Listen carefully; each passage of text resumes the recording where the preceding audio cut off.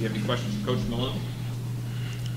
You look at the film from this year's Baylor games and going back to last year against them, where you faster runs. Just how much do you think you guys are team defensive speed and being able to tackle in space? Well, I think as you total our missed tackles, is kind of the way we look at it defensively. We had far fewer missed tackles in this past game than we had last season, but then when you put the yards after that missed tackle, which we tallied last season, you put those yards and you compare them to what happened this past game, it's significantly less. And I think that goes to our team speed on defense, and we hadn't really been able to say those two words together, speed and defense, but we, even though they're young players and they run 100 miles an hour in the wrong direction sometimes, they're able to recover really well. So we're excited about being able to get them lined up the right way and get them going the right direction, because at times this season they've shown that they can get there pretty quickly. Your defense has 5 interceptions through 2 games, which I think is half the total you had last year. How much of that is just right place, right time, and how much is a result of you asking them to do more things or different things? Well, I think we really have emphasized it. We talk about turnovers, creating turnovers in every meeting and every day at practice. We talk about those things. We talk about things like turnovers. We talk about things like minimizing mistakes, minimizing mental errors, and we've seen it in the 2 games. In the first 2 games, we've seen the results of pushing for that. We chart our turnovers in practice, and the first week, the guy who had the most turnovers in practice was Horace Richardson. In the game, the guy who had the most turnovers was Horace. In the game versus Baylor, the guy in practice who had the most turnovers was Jordan Wyatt. And Jordan ended up having a really good game and getting a turnover in the game. So we have evidence to be able to show them, and I think that's what players, they when they see the results of it, then they buy in. And before you see the results happen in a game, you're just selling them a vision, and they kind of have choices. But when they see it, then they normally buy into what we're selling. And I think so. The turnovers we've created have been incredible emphasis on it, but then the players have improved, and we've sprinkled a little bit of talent in there as well, and it's paying dividends. You mentioned Jordan Wyatt. Coach Morris said that between his defense and special teams responsibilities, he played, I think it was 115 snaps the other day at Baylor. Are you comfortable with him playing that much, or would you like to cut back his workload a little? No, we don't want him to play that many plays. There were times in the game where I tried to take him out, and I didn't have handcuffs, so I couldn't chain him to the bench, but he didn't want to come out of the game. I think they tried to get him out on special teams a couple times, and he didn't want to come out. So, when you're in that place and you're playing the game, and this guy is one of your better players, he's playing well, you just kind of let it go. But if I would have realized that he played that many plays, I would have had Coach True, who is a pretty strong guy, I would have had him put him in a headlock and be able to keep him out of the game. But I'm just not that strong right now. I'm working, though. I'm working out. I'm drinking milk. What has been to you the biggest thing in week 1 and week 2?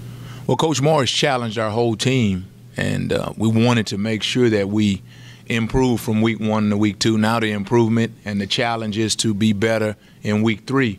But we start with practice, and we start with taking one day at a time. And defensively, we talk a lot about not ever worrying about who the opponent is. And I think with going into a game versus an opponent like Baylor, you have to take that approach. And it'll carry over when you face each opponent.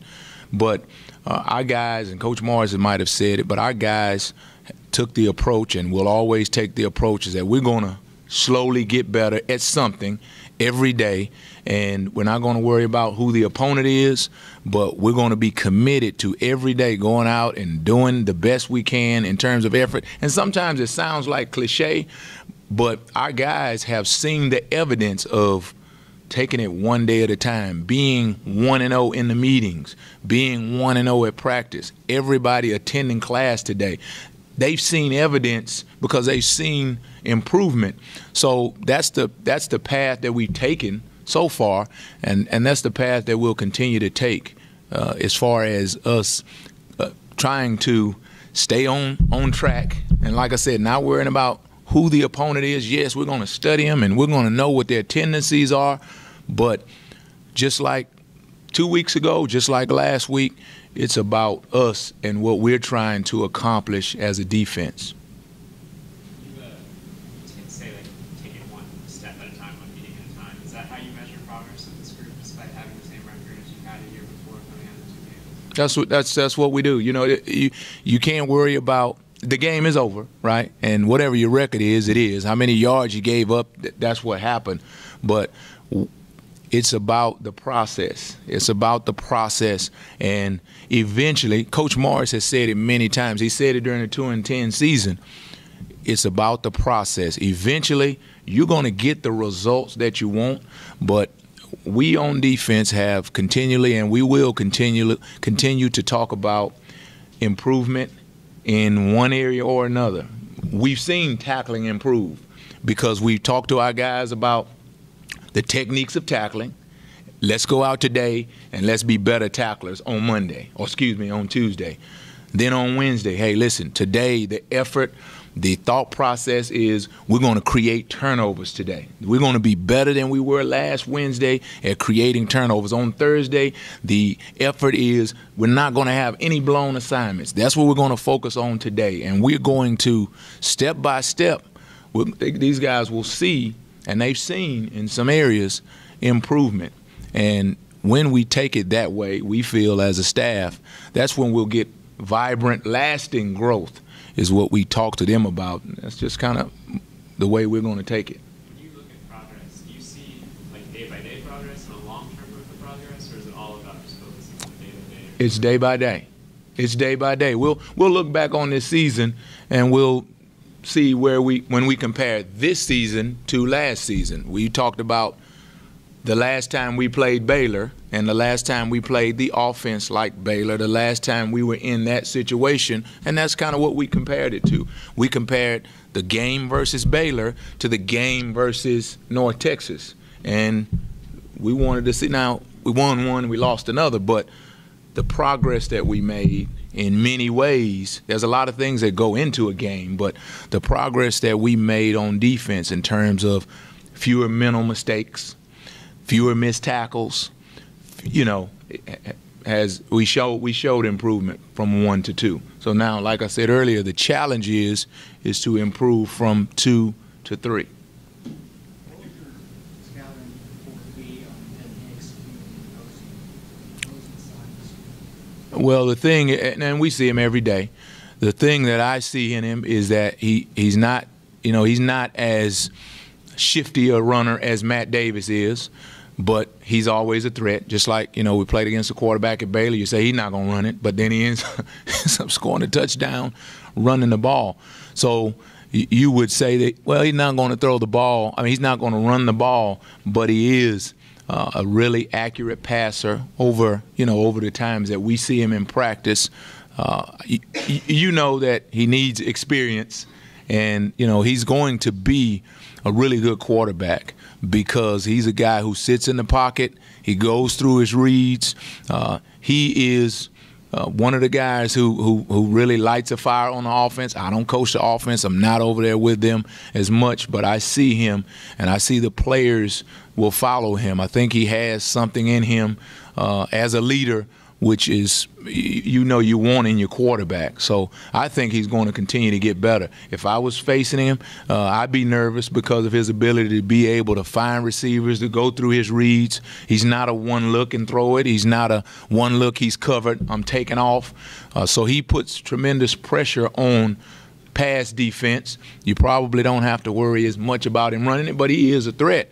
And then when you talk about, you know, the strength of his arm, I think he does have good arm strength, but the guys you have around Ben, they make me nervous. Prochet and Cortland and the run, he has a lot of weapons at his disposal, which also would make a defense really nervous. This week you play Liberty, which may not have the visibility or notoriety of some other teams, but is there anything you can take from last year's game with James Madison that alters the way you and your staff prepare for Liberty? Well, like I said, we take the approach that every game is the most important game of the season, and sometimes that's kind of cliche, but for us, that's the life we live. It's every day. We're not worried about the game on Saturday yet. We got to make sure that we win today. We got to win these meetings we're about to go into, and then we got to win practice, and then we'll start it all over again tomorrow. But when you talk about Liberty, they're a really good team. They've been consistently a good team, and you watch them on film, they have good players. And you can't fool these players. They see what they're up against. They see that Liberty is not. We don't have room at this time to overlook anybody. We didn't have that room at James Madison. So I think our guys understand that. But the training that we've put them through in terms of them understanding that it's about a 1-0 mentality, that each day is important, that no matter who the Baylor, James Madison, they're all the same. It's about what we do, it's about how we operate, and as long as we stay centered and focused on that, then I don't think there'll be an opportunity for us to overlook anybody or to be intimidated by anybody that we face. Anything else for Coach Malone? Thanks a lot.